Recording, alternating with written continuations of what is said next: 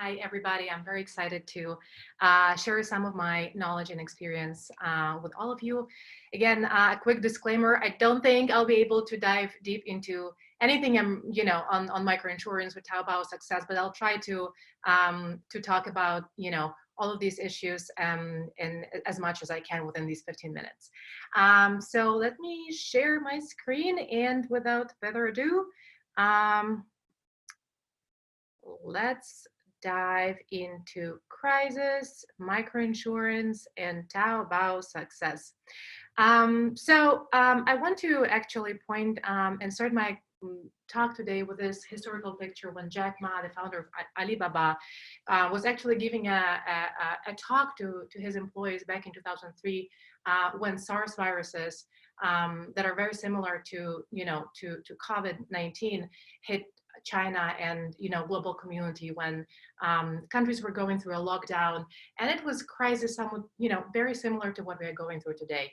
And as a result, a month later, the Taobao platform, one of the core platforms of Alibaba, was created that gave birth to the entire digital ecosystem, and as a result is enabling to the economic success in China. But let's step back for a second and let's first maybe talk a little bit about microinsurance and why I actually wanted to talk about it. So microinsurance is a part of the microfinance, and the reason why I'm bringing it up is because microinsurance is essentially a step towards a mature insurance market.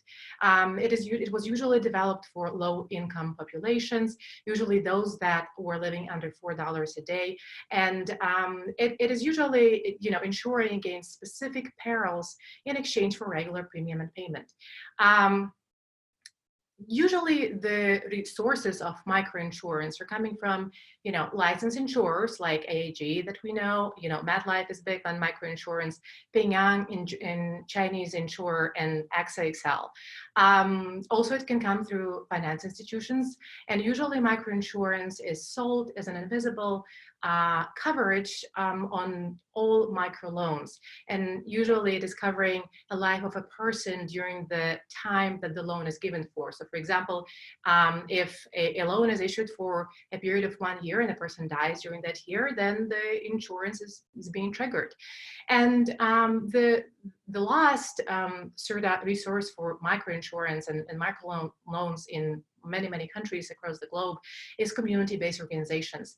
And they actually are extremely popular, especially in the rural areas, because usually community-based organizations that are known to the people, they've established a certain level of trust, and they are able to offer better interest rates to the populations living in those geographic locations.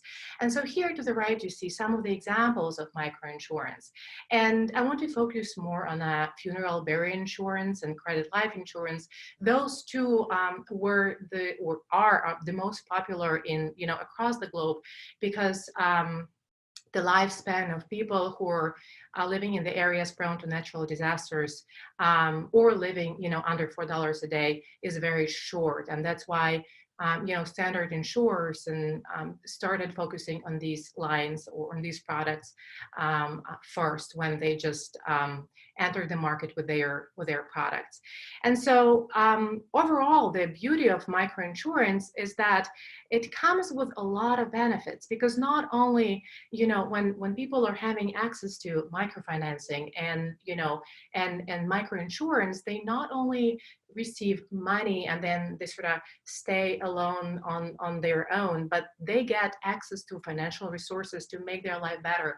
They get group support. They are able to accumulate capital and, step outside of their current situation. And as a result, it all leads to, better educated decisions and educated generations in the future, acquisition of assets, and overall better life choices. So Jack Ma, the reason why I'm talking about Taobao's success and Alibaba is because Jack Ma understood all of that, because he actually came from a very poor family himself. He understood that China, the majority of Chinese population was living in hard to reach places. And if he was able to actually bring them onto his platforms and actually address their needs, he would succeed tremendously. And so that's exactly what he did. So he created an ecosystem of various platforms and services. And the first ones were Alibaba and Taobao Marketplace, which was a consumer to consumer sales. Essentially, what he did during those SARS in, the epidemic in 2003, he sent his employees to the hard to reach villages, to the rural populations, and he started educating them about how they can actually address and sell to Chinese market without leaving their hometowns and traveling miles and miles away.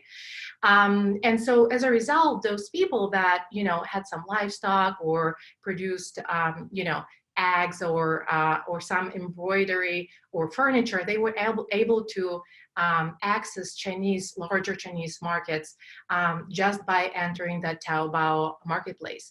The beauty of that marketplace was as well that Jack Ma did not charge any commission for joining the Taobao marketplace. And that was a great incentive for everybody who wanted to join, because they did not need to pay anything out of pocket right away. What people needed to pay for was ads to move their stores up the line. And so as a result as well, he understood that although merchants were joining the platform, they really didn't have any financial infrastructure. If they wanted to build their store, they needed to accumulate certain amount of items in their, in their houses, or, what we usually call warehouses.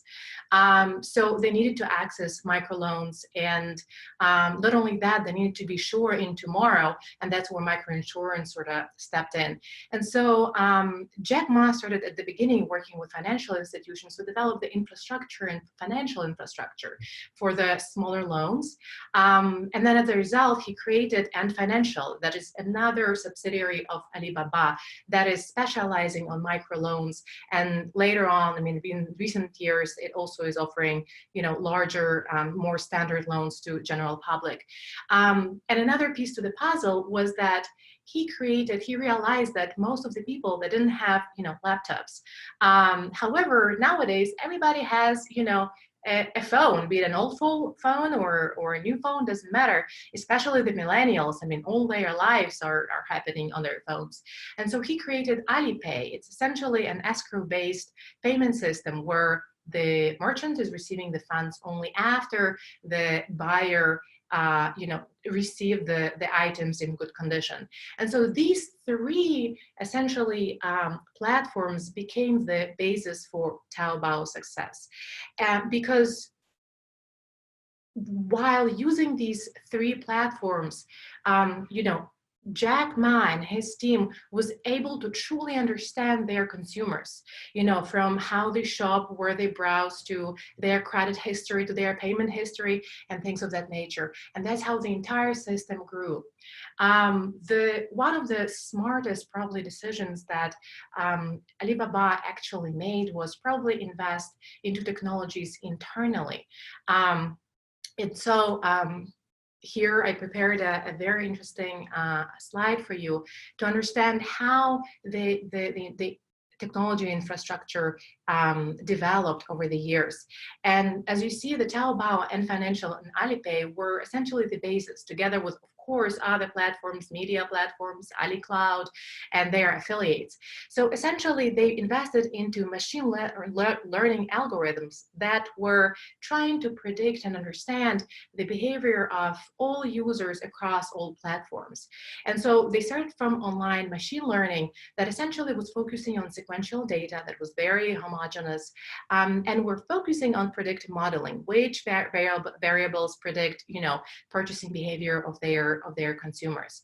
And then later, because there were different platforms, they've invested in transfer learning, essentially taking the pre-trained models from Taobao and fine-tuning them to other models to test other hypotheses. And as you can see, they are utilizing now deep learning, artificial neural networks, and even reinforcement learning that is mimicking the way human brain learns through experience. And as a result, they've created some of the most mind-blowing technologies that are right now not only managing the traffic flow to major cities in China, but they're also they know all of the users better than the users know themselves. And so a couple of technologies that I want to bring up is, first of all, the Apsara operating system. This is a product of Ali Cloud, and what they're doing, they organizing the data centers into computational engines that can process over 175,000 transactions in 1 second. They also create an e-commerce brain that essentially pulls information across platform and looks for content consumption in real time. What people are browsing for, what are they commenting on, and what words do they have in their comments? What are they bookmarking? And they're tying it into consumer needs and purchasing behavior, taking that information and moving back to the Taobao merchants in the way of with their personalized storefront service, where AI again takes all the information across platforms and personalizes each storefront on Taobao platform according to the interest of the visitors. So for example, if I like sports and somebody else is, likes politics, whenever you're going to to come to the Taobao platform, you will see the stores filled with products and items that are related to you. That's how they're managing the traffic on the Taobao Marketplace. Also, a couple of things like Shadniao, which is the AI that determines faster and more efficient routes. They actually have right now a deal with car manufacturers to make cars more efficient by telling them where to go, pretty much. The Ali Smart supply chain, which definitely is something that the world and in China specifically needs right now during the COVID crisis. It helps. It's essentially an AI-powered platform that helps offline and online merchants to forecast product demand. In the same manner, Amazon does it. However, Chinese, Alibaba Group took it to a very different level. And last but not least, right now, Alibaba is working on technology that is called Brain, that is able to predict voting behavior, and as I mentioned, is able to regulate traffic flow to various megapolises in China. Recently, it predicted the winners of some very popular music shows in China and outside of it. So the point here that I want to make is that, what I've learned and what the world learned is that crisis really makes us more resilient. And not only that, it helps us create new technologies, those that can address, the needs of not only rich people, not only, the first countries, but also countries that are up and coming.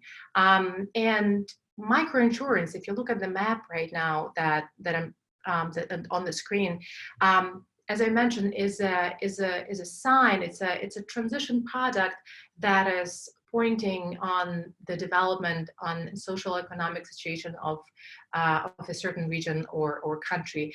And as you can see, it became extremely popular in the past couple of years, and it spread from China to India. Right now, the government of Ethiopia is actually asking Taobao and Alibaba to come and to sort of help them eradicate poverty through their platform, through online engagement of their people. Africa is on the way, and South America.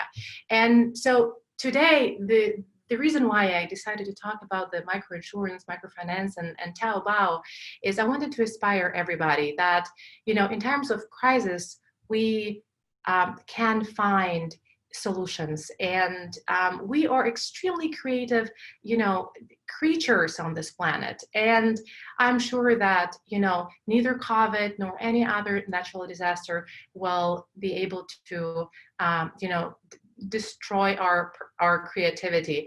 And the question here to all of you probably is that, how are you going to shape the world in a post-COVID future? Thank you.